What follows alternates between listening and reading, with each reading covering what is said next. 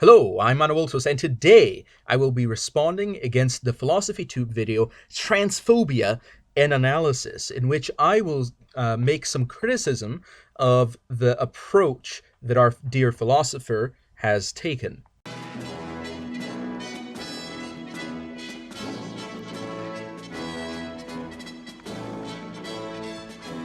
Okay, so the video is 23 minutes long, so I'm not going to be addressing every single point made in it. Otherwise, my video would have to be maybe 10 times as long, as anybody would remember from my response to Robert Breaker. But anyway, what the video is about transphobia and how it is characterized and how very frequently that affects individuals who might be transgender or transsexual. Now, the problem that I have with the video is that it really goes after what I, in my experience, would consider to be a very uncommon approach to an opposition toward transgenderism. And that approach is characterized by PhilosophyTube as being an epistemological approach. Now, unfortunately, PhilosophyTube doesn't actually get too deep into the exact details of what this entails. Now, you might say, well, he does get into details, but I say that he did not get deep enough to come out of simplicity into the actual complexity that would require someone that is more familiar with epistemology, such as myself, to actually understand the particular arguments that are made. And the fact that he doesn't really go into that makes me question whether his argument is coming in good faith. However, later on, or perhaps earlier, I don't remember the exact order of events, he does make clear that he is intentionally using the term transphobia, which of course many who are in opposition to his side of the argument would consider to be a derogation or a derogatory term, and that he is intentionally doing this as opposed to using a neutral terminology. And of course, that also lends itself to the idea that the argument is not being made in good faith. However, what I would see as the clearest example of this is when we see he refers to an argument that someone made, and the argument has sort of the trappings of what could be a biological essentialist position, but then he characterizes it as being an epistemological position.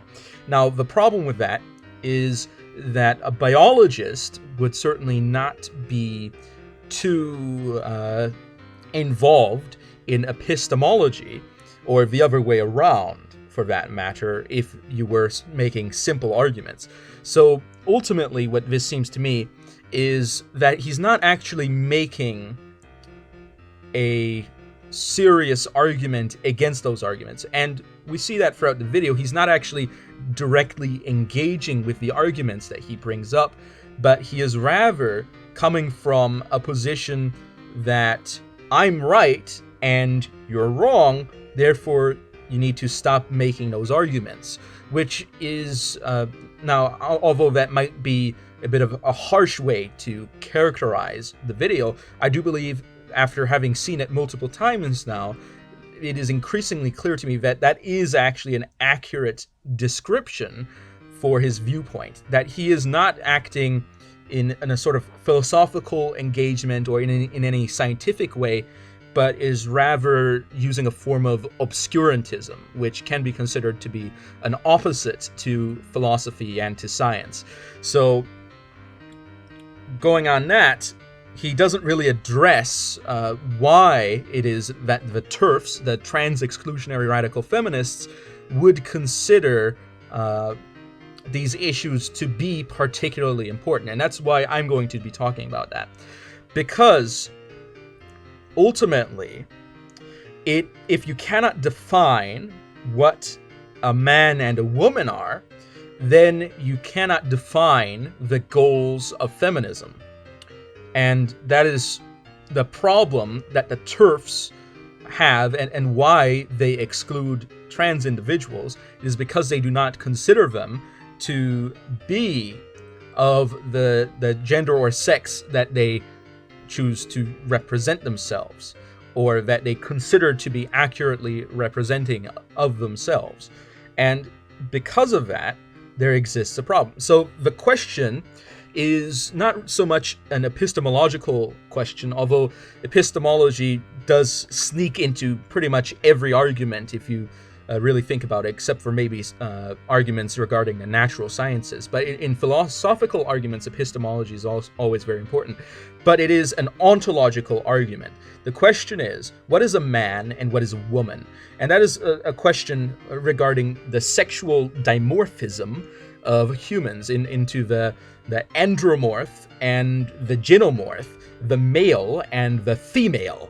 So the question is a question of what is male and what is female. So if you are to be a feminist and therefore to affirm that there are women and that there are also men, you have to make a distinction between men and women. And it has to be a distinction that is relatively solid, so that it does not lead to a situation where you accidentally end up fighting for the rights of an oppressor from a radical perspective, or against the rights of someone who should not be oppressed.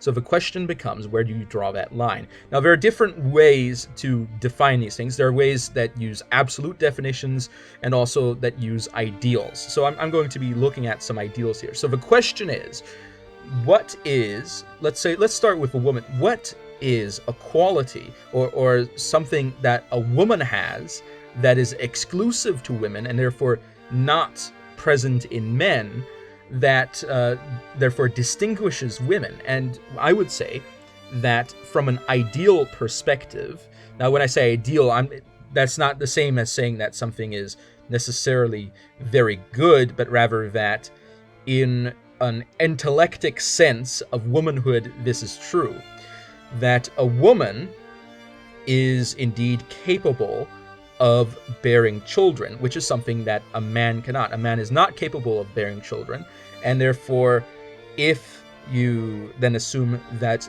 a woman is not a man and a man is not a woman, then you have a very easy way to distinguish. Is someone ideally capable of bearing children? Now, you might say, what about individuals who are, let's say, barren or not old enough yet, physically speaking? Do those people count? Or what about people that choose not to bear children? Well, again, this is an ideal, and it is looking at the physical. And you might say, why look at the physical? Aren't these things social constructs? Well, you see, gender and sex are not simply social constructs. For the things upon which we construct these are solid foundations, and these solid foundations are human bodies. And if you were to strip men and women naked and deprive them of culture, of grooming, and of various other elements of society, and place them in a very natural state, would you still be able to distinguish between the males and the females? The answer is yes. So to say that it is a pure social construct is not true, because the question of whether or not someone is male or female is important in a very physical sense, because it is also a question of whether someone is reproductively compatible. Because although since human males and human females are indeed the same species, their sexual dimorphism is what is important for their reproduction. And though they have more in common than they have differences, therefore the differences that they do have are very important to distinguish that. So when I say that a woman is ideally capable of bearing children, I am not reducing a woman as a child incubator, but rather I am affirming that that is one of the core functions that makes a woman distinct from a man. As such, this is the idea of biological essentialism. Because if you are unable to distinguish a woman from a man, then how could you possibly be a feminist? So you might say, well, why would that ever happen? Well, the answer is, let's say there's a group of trans individuals who, for, let's say, health concerns, because surgery is risky and drugs are not always safe, choose not to go through any physical transition. So therefore, these individuals, from a biological perspective, would be entirely of their original birth physical gender and sex. That is to say that the bodies they have born are the same bodies that they continue to have, and that they do not conform those bodies towards what would be considered to be their inner identity or their inner truth, depending on how you want to characterize it. So knowing that, then the question becomes, would a feminist consider that individual to be a woman? Because if we are to say that the only thing that we can use to divide these are matters of self-identification, then we enter into a problem where we have a really non-falsifiable statement being made. So then the question becomes, should sex and gender be something that is falsifiable? For example, let's say, that I, though my whole life being considered a man, decide that I am actually, and perhaps have always been, a woman. And you might say, well, you're not very sincere about that, are you? But who are you to judge whether I am sincere about this or not? Therefore, from now on, I expect all individuals that conform to intersectional standards and practices to always refer to me by female pronouns, and to also not accuse me of having male privilege, as that is indeed offensive, very offensive and insulting, because from that perspective, I am not male. So I this is going to be pretty annoying for my future anyway. But anyway, other people can refer to me as what I have always referred to me, and that is male. So anyway, what I'm saying here is that the more you blur the lines, the more difficult it is for someone to be a feminist. Because then the question is, if you have a woman who produces sperm and has a penis, and then that woman acts out in what would be considered a lesbian way with another woman who has a vagina and has eggs, and then they procreate successfully, then the question becomes, is there indeed a man and a woman here? A male and a female, because they did indeed fulfill those functions in the procreation. Therefore, one might say that one is indeed a man and the other is indeed a woman, even if in terms of word or in terms of behavior otherwise it is subverted or denied. So it is really a question of what you make the standard of male and female. What is the standard going to be? Is the standard going to be a sort of uncertain behavior and identification that could easily be fake? Not saying that it is, I'm just saying that it could be fake. and could be faked relatively easily, and in some cases has been, which has caused many problems where individuals have transitioned only to realize that perhaps it was not the best choice to make. So, that being said, if we have that situation, or we can have a situation where we acknowledge that the reason why men and women have historically been distinguished and continue to be so in today's society and culture is not because of the way they dress or the way they speak or the way they behave, but rather because they fulfill two distinct reproductive functions. That's not even getting into the religious side of things, which I could, but that's not really what this video is about. So ultimately what I'm saying is that the problem that PhilosophyTube has here is that PhilosophyTube is addressing an argument that is uncommon, and is, even in that addressment of such an argument, is not addressing it to the fullest of what the argument actually is.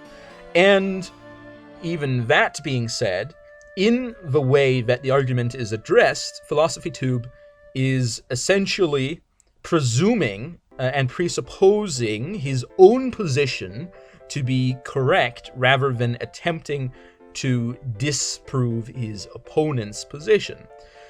And though he might say that it is justified by the unfalsifiability of his opponent's logic and reasoning, I would say that PhilosophyTube has himself placed his own position in a similar, unfalsifiable and relativistic stance. Because indeed, the individuals that push back the most against the trans rights are not people who say that nothing is true, nothing is false, and therefore you cannot be a man or a woman, but rather the individuals that say that there are specific and important distinctions and meaningful categories that divide men and women, and therefore individuals that have more realistic and empiricist worldviews rather than perhaps a more idealistic worldview or other types of worldviews. I'm not really going to get into the various epistemologies at the moment. But anyway, that being said, so tell me what you thought. Do you think that I went overboard? Do you think I was perhaps extreme? Is there some particular point that I perhaps didn't think of that people would like me to address? If you'd like to contact me, do contact me. I would be very happy for that. Please do share the video if you think that it is worth sharing. Because if it is worth sharing, then it's great. Because PhilosophyTube's video on this, how many views has it got? About 600,000 when I'm looking at it. So might as well get the opposition, perhaps some high up there, maybe 100,000 views would be great. Just saying. But anyway, thank you all for watching, and I will be seeing you all next time. I hope you enjoyed, and do leave your comments in the comment section below. Like and subscribe if you'd like. You can donate on Patreon. So I'll be seeing you all next time. Anawiltus over and out.